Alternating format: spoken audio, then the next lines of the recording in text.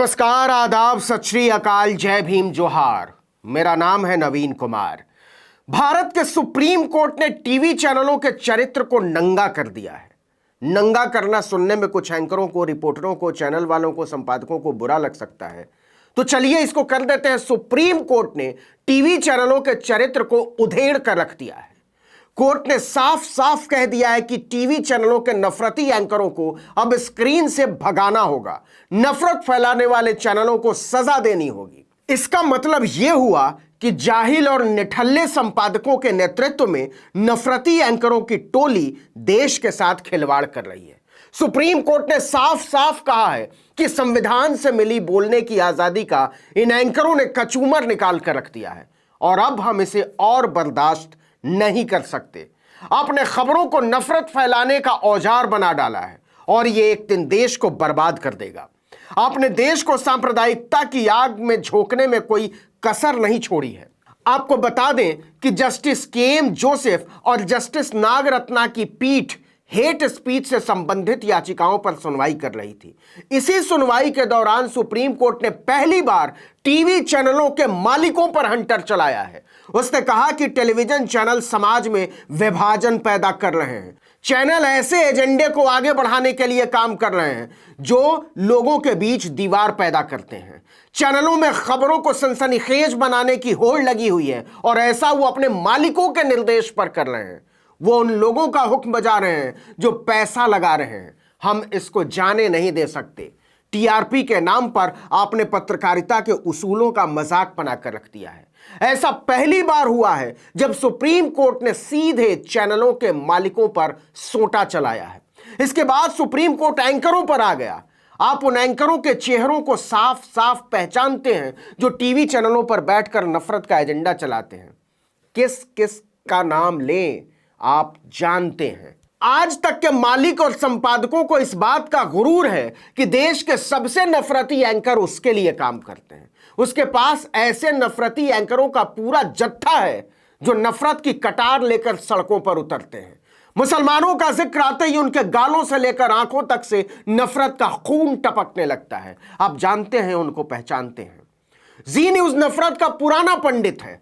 सुधीर चौधरी नाम का पत्रकारिता का सांप पहले वहीं काम किया करता था। उसने अपने नेतृत्व में देश को डसने के लिए सपोलों की पूरी फौज तैयार की।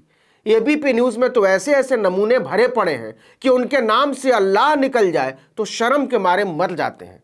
कमाल यह है कि मुसलमानों से नफरत करने वाले हिंदुत्व के ये मुल्ले इस्लाम की पाठशालाओं से निकले हैं। रिपब्लिक टीवी का तो खैर मालिक ही नफरत की फैक्ट्री है अपने आप में। उसके लिए एक गाना बहुत मुफीद जान पड़ता है। पता नहीं वो कौन सा नशा करता है, आंखों में आंखें डालकर दगा करता है। एक हुजूर टीवी 18 पर बैठते हैं। उनके नाम में तो देव लगा हुआ है, लेकिन वो पत्रकारिता, मानवता और लोकतांत्रिक मूल्यों के जल्लाद हैं। कई बार फटकार लग चुकी है, लेकिन मानते नहीं, उन्हें शर्म नहीं आती। एक हुजूर न्यूज नेशन में हुआ करते थे, उम्दा पदार्थ के शौकीन। पता ही नहीं चलता था कि लाइव करते हुए लड़खड़ा रहे हैं या लड़खड़ाते हुए लाइव कर रहे हैं। वो एंकर की कुर्सी पर बैठकर मुसलमानों के लिए बस मां बहन पर नहीं उतरते थे, बाकी सारी बहादुरी की पत्रकारिता उल्टी वो स्क्रीन पर ही किया करते थे। यहां मैं जानबूझकर सुदर्शन टीवी वाले राष्ट्रीय कलंक सुरेश चौहानके का जिक्र नहीं कर रहा। वो समानता और बंधुत्व के संवैधानिक सिद्धांतों का हत्यारा है। ये तमाम लोग दिन रात हिंदू मुस्लिम को लेकर नफरत का एजेंडा फैलाते हैं और इस एजेंडे से किसका फायदा होता है हम भी जानते हैं, आप भी समझते हैं। पत्रकारिता के ये राष्ट्र कलंक पहले भी दिल से इतने ही नफरती हुआ करते थे, लेकिन 2014 में जब इनके चच्चा हुजूर गद्दी नशी हुए, तब से इन नफरतियों के पंख निकल आए। चाहे सीए एनआरसी का मामला हो, कोविड के दौरान निजामुद्दीन में मरकज का मामला हो, अयोध्या पर फैसले का मामला हो, काशी मथुरा हो या जामिया जेएनयू एएमयू के छात्रों के प्रदर्शन हो, गिद्ध एंकरों की जमातें कटार लेकर अपने अपने चैनलों पर बैठ जाती हैं संविधान के पन्नों को काटने के लिए। सुप्रीम कोर्ट ने इन एंकरों के चेहरों से टपकते हुए नफरत के लहू को देश के सामने इंसाफ की परखनली में रख दिया है कि पहचानो इसको, कि हम आपको पत्रकारिता की चादर में लपेटकर नफरत को नहीं परोसने देंगे। सुप्रीम कोर्ट के जज के.एम. जोसेफ ने साफ शब्दों में कहा कि एक लाइव कार्यक्रम में कार्यक्रम के निष्पक्षता की कुंजी एंकर के पास होती है। अगर एंकर निष्पक्ष नहीं है, अगर एंकर कोई एजेंडा चलाना चाहेगा तो वह दूसरे पक्ष को म्यूट कर देगा, किसी एक पक्ष पर सवाल नहीं उठाएगा। यह पक्षपात का एक निर्विवाद प्रतीक है। मीडिया के लोगों को देखना होगा कि वो अपनी ताकत का इस्तेमाल किसके लिए और किसके इशारे पर कर रहे हैं। वो जो कह रहे हैं वो पूरे देश को प्रभावित करता है। जिस तरह से वो बहसों को मोड़ना चाहते हैं, जिस तरह से वो एजेंडा चलाना चाहते हैं, उस तरह से उन्हें अपने मन की बात करने का कोई अधिकार नहीं है और ऐसे आपत्तिजनक एंकरों को हटा दिया जाना चाहिए, यह सुप्रीम कोर्ट ने कहा है। इतना ही नहीं, उन चैनलों पर भारी जुर्माना लगाया जाना चाहिए जो प्रोग्राम कोड का उल्लंघन कर रहे हैं। इतना ही नहीं, भड़काऊ कंटेंट प्रसारित करने वाले एंकरों को ऑफ एयर कर दिया जाना चाहिए। Justice KM. जोसेफ और जस्टिस बी.वी. नागरत्ना की पीठ ने एनबीएससी और केंद्र सरकार से पूछा कि वो इस तरह के प्रसारण को कैसे नियंत्रित कर सकते हैं। अब मोदी की सरकार क्या करेगी, क्योंकि उनके मंत्री और सांसद तो खुद ही गंदी, भद्दी, भड़काऊ और नफरती भाषा के प्रोफेसर एवं वाइस चांसलर हैं। कमाल तो यह है कि जिस सूचना प्रसारण मंत्रालय पर चैनलों को नियंत्रित रखने की जिम्मेदारी है, उसके सबसे बड़े मंत्री खुद ही मंच से देश के गद्दारों को जूते मारो सालों को जैसे नारे लगवाते हैं और उनके खिलाफ एफआईआर तक नहीं होती है। तो वो किस मुंह से कहेंगे कि टीवी चैनल अपनी भाषा संयमित रखें। लेकिन कोर्ट की मजबूरी देखिए कि उसे उन्हीं से उम्मीद लगानी पड़ रही है कि वो न्यूज़ एंकर्स पर, मालिकों पर, संपादकों पर भी कड़े कदम उठाएं जो अभद्र भाषा को बढ़ावा देते हैं या इसमें शामिल होते हैं। लेकिन सर जी, ये काम तो टीवी चैनलों के संपादकों को करना था ना, इसके मालिकों को करना था ना, वो क्या कर रहे हैं?